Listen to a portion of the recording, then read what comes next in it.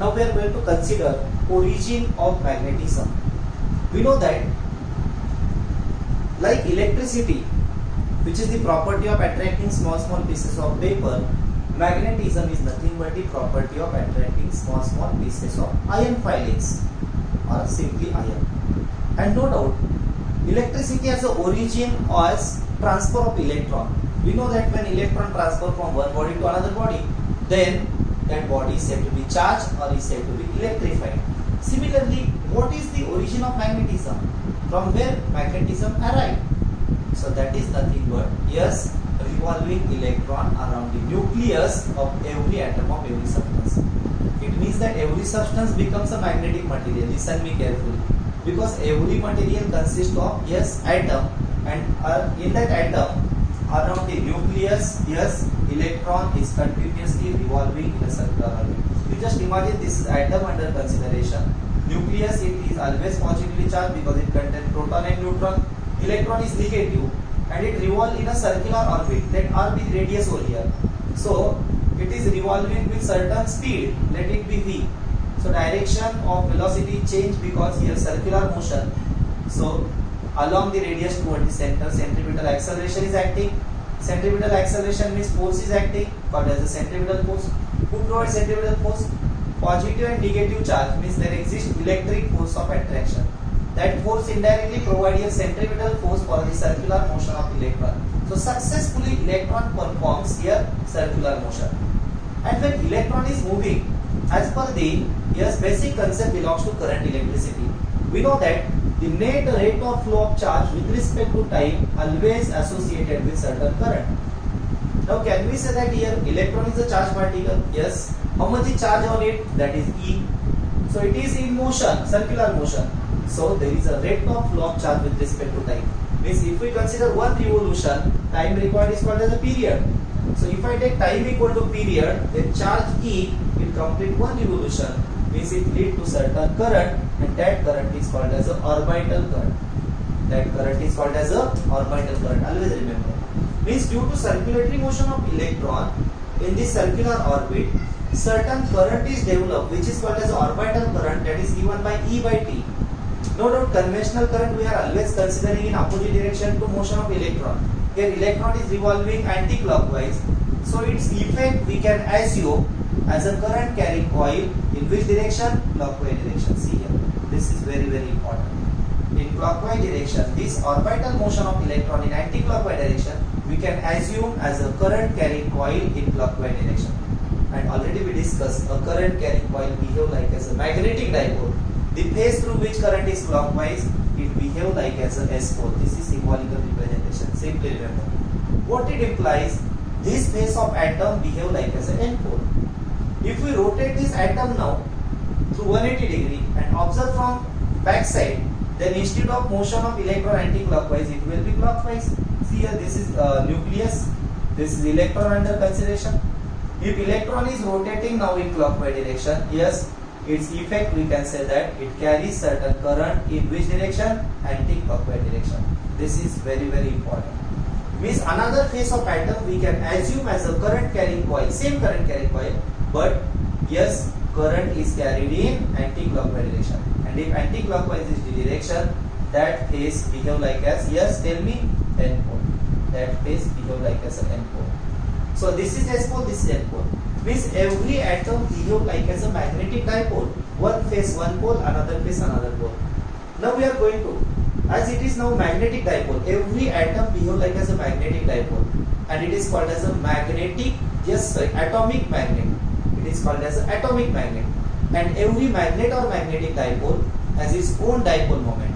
So what will be dipole moment of this revolving electron? We are going to obtain formula. We know that dipole moment of current carrying coil is given by formula NIA. Now here, for atom we are going to assume a loop of one turn. So N will be cancelled here. So only formula orbital dipole moment will be orbital current into area. But we know that area is, yes, pi r square because orbit is circular. So pi r square, equation number 2. Now from equation 1, if we replace here I0, then orbital dipole moment will be equal to, yes, E divided by capital T into pi r square. Equation number 3. This is very important.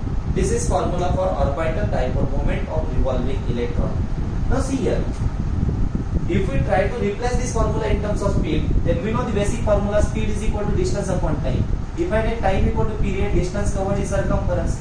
Hence I can replace T is equal to 2 pi r upon V.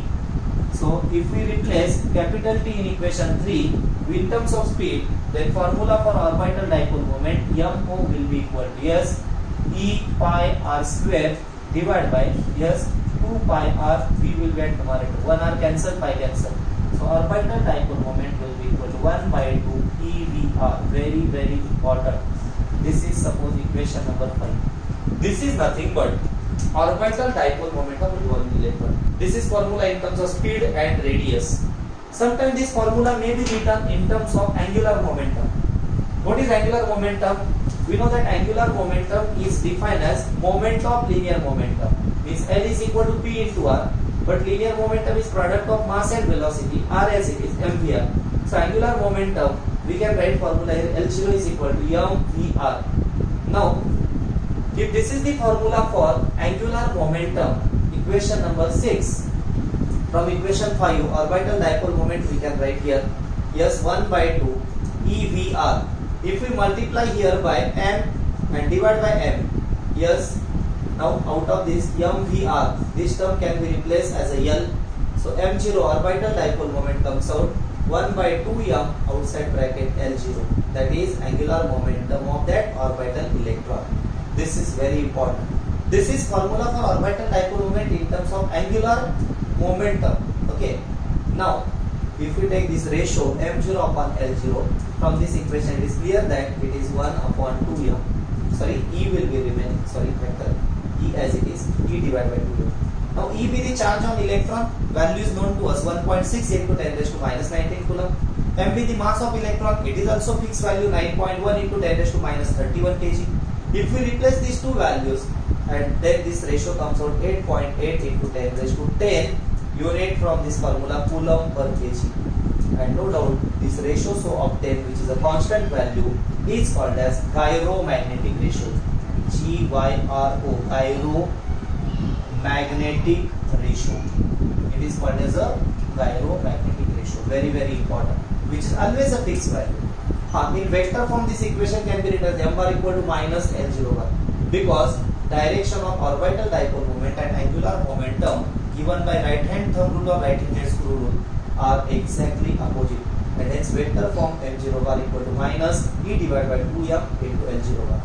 Now, as per Neil-Bohr's second postulate, if we consider Bohr's atomic model, then we know that according to Neil-Bohr, yes, according to second postulate, angular momentum of revolving electron is always equal to, means angular momentum is mvr, is always integral multiple of h upon 2 pi, where h be the Planck's constant.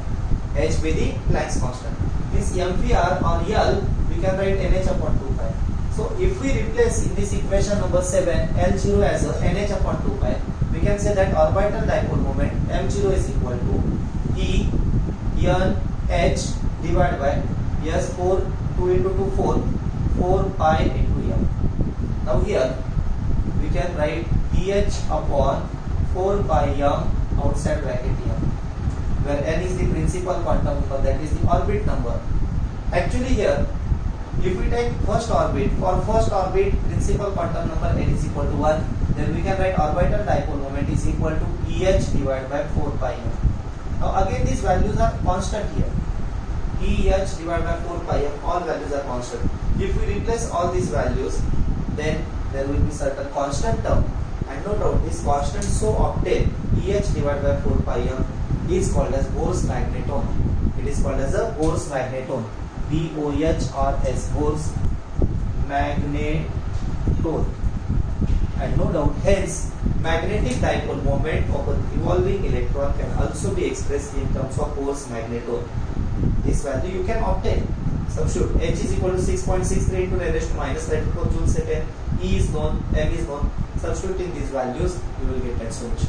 So is it clear? So this is nothing but actually origin of magnetism. So what is origin of magnetism? Atomic magnet.